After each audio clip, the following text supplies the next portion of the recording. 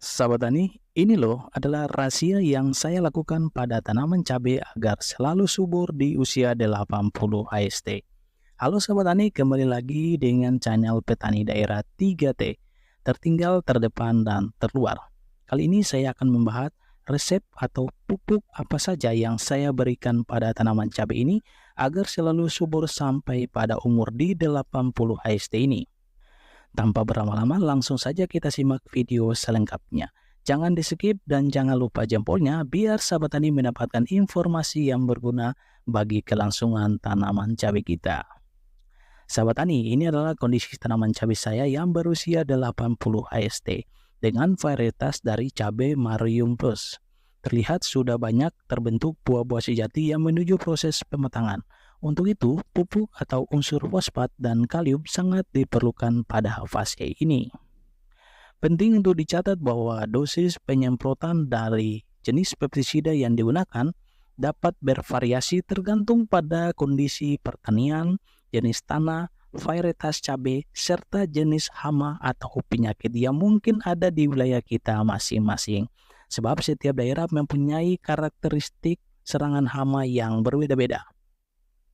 Pada fase generatif, tanaman cabai yang melibatkan pembentukan bunga dan pembuahan diperlukan jenis pupuk dengan komposisi khusus untuk mendukung perkembangan buah yang optimal. Sahabat tani, jenis pupuk atau insektisida yang saya gunakan di 80 HST ini untuk proses penyepraian pada tanaman cabai saya menggunakan 5 bahan, yaitu pupuk Kalinet sebagai pelengkap kebutuhan unsur kalium serta fosfat yang tinggi. Kemudian, saya juga menggunakan asam amino. Asam amino di sini berfungsi sebagai pemenuhan kebutuhan nutrisi. Kemudian, asam amino juga berperan dalam pembentukan enzim yang penting dalam proses metabolik tanaman.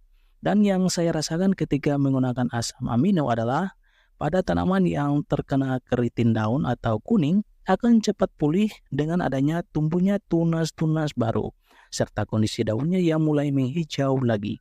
Kemudian, saya gunakan juga unsur kalsium.